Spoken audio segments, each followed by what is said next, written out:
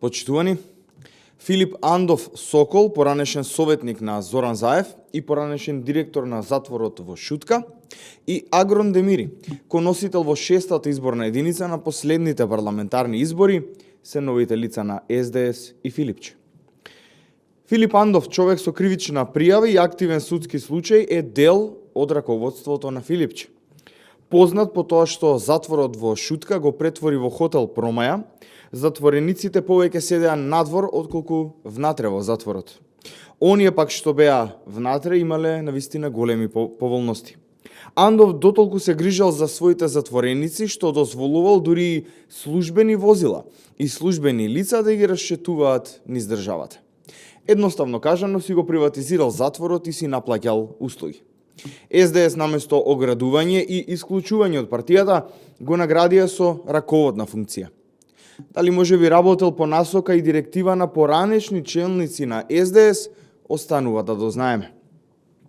Од друга страна пак го имаме Агрон Демири, исто така досегашен член на Централниот одбор на СДС.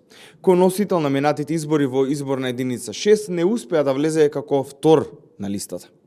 Агрон Демири е горд пријател на Зоран Заев и Венко Филипче.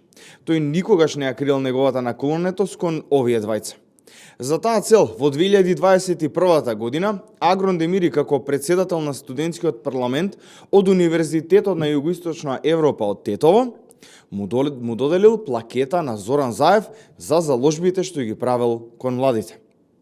А ние добро ги паметиме неговите заложби со оглед на тоа дека младите беа омаловажени и поценети во негово време. Но дали оваа наклонетост и плакета кон Зоран Заев го пласираше Демири во врвот на СДС? До толку ли нема други заслужни, па мора тој да биде награден? Несуден пратеник и анонимус во политиката. Почитувани граѓани, дали овие ликови се новите лица на СДС? Секако дека не се. Овие лица се само луѓе кои што се послушни кон Зоран Заев, а го држат Венко Филипче на функција. Дали овие лица се горди на аболицираниот криминалец Зоран Заев и ќе продолжат по неговите криминални и коруптивни чекори? СДС оди во стечај.